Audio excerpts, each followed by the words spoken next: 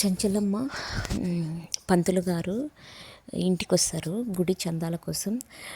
అప్పుడు చందాలు ఇచ్చిన తర్వాత, అమ్మ మీ మంచి కోరి ఒక మాట చెప్తున్నాను, అశుభం జరిగిన ఇంట్లో శుభం జరిగితే దోష ఫలితాలు అన్నీ పోయి మీకంతా మంచి జరుగుతుంది అని చెప్పేసి అంటారు.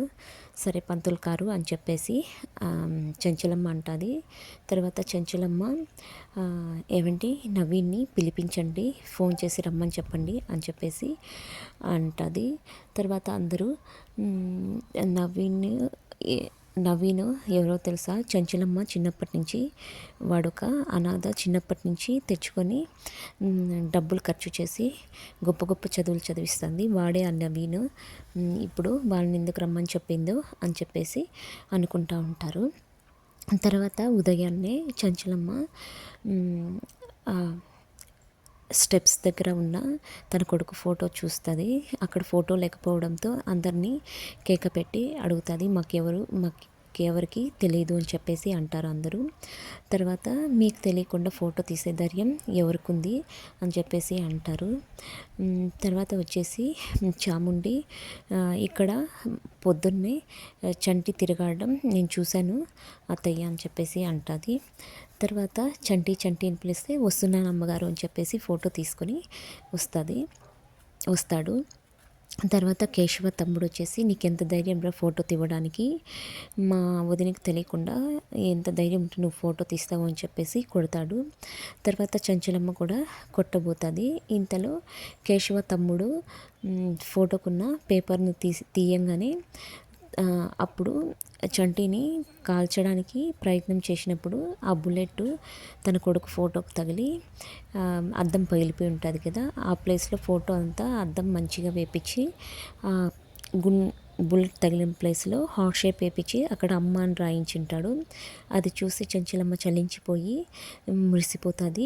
ఒక్క నిమిషం తన కొడుకును గుర్తు తెచ్చుకుంటుంది. ఈ విషయం మీకు చెప్పి ఫోటో రెడీ చేపిద్దామని అనుకున్నాను అమ్మగారు, కాకపోతే మీరేమంటారో ఏమో అని చెప్పేసి నేను మీకు తెలియకుండా ఫోటో తీసుకెళ్ళాను. మీరు బాధపడుతూ ఉంటే నేను చూడలేక ఈ పని చేశాను, నన్ను క్షమించండి అమ్మగారు అని చెప్పేసి చంటి అంటాడు. అప్పుడు చంటిని చంచలమ్మ చాలా మెచ్చుకుంటుంది. నువ్వు చాలా మంచి పని చేసావు చంటి, నిన్ను అపార్థం చేసుకున్నాను, నా మరిది గారు కూడా నిన్ను కొట్టారు, నన్ను క్షమించు అని చెప్పేసి క్షమాపణ కోరుతుంది. అయ్యో మీరేందమ్మగారు క్షమాపణ అడిగేది, ఏం పర్వాలేదు, మిమ్మల్ని నేను దైవంగా అనుకుంటాను అని చెప్పేసి చంటి అంటాడు. తర్వాత వచ్చేసి తులసి మొక్క తీసుకొని చంటి ఇంట్లోకి వస్తాడు. అప్పుడు చాముండి అటు వెళ్తూ ఉంటే చాముండిని పిలుస్తాడు. ముండి అమ్మగారు అంటే ఏమని పిలిచావు అంటే చాముండి అమ్మగారు అంటే, లేదు నువ్వు అలా పిలవలేదు అని చెప్పేసి కాసేపు గొడవ పడతారు. తులసి మొక్క తెచ్చాను నాటండి అమ్మగారు అంటే, నన్ను నాటను పో, ఇవంతా నా వల్ల కాదు అని చెప్పేసి తను వెళ్ళిపోతుంది. ఇంతలో సింధూర్ అక్కడికి వస్తుంది. తులసి మొక్కను నాటమంటే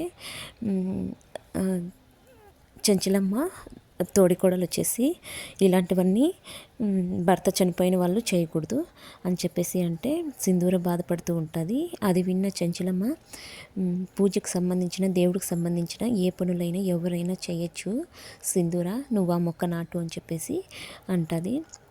తర్వాత మొక్క నాటి దేవుడికి ప్రార్థన చేసుకుంటారు. తర్వాత సాయంకాలం అందరూ ఒక చోట కూర్చొని భోజనం తర్వాత మాట్లాడుకుంటూ ఉంటారు. చంచలమ్మ నవీన్ని ఇప్పుడు అంత అర్జెంటుగా ఎందుకు పిలిపిస్తున్నావు అంటే, నవీన్ వచ్చాక అసలు ఆ శుభం ఏందో ఆ మంచి కార్యం ఏందో మీకు కూడా తెలుస్తుందిలేండి, నవీన్ రానివ్వండి అని చెప్పేసి అంటే నవీను రానే వస్తాడు. పూజ చేస్తున్న సింధూరాన్ని చూసి నవీన్ చాలా ఆశ్చర్యంగా చూస్తూ ఉంటాడు. నవీన్ రాకతో సింధూర జీవితంలో ఎలాంటి మార్పు వస్తుందో మనము చూద్దాము. మీకు కనుక నా వీడియోస్ కనుక నచ్చితే ప్లీజ్ సబ్స్క్రైబ్ చేయండి, ప్లీజ్ సపోర్ట్ చేయండి. Thank you for watching my videos.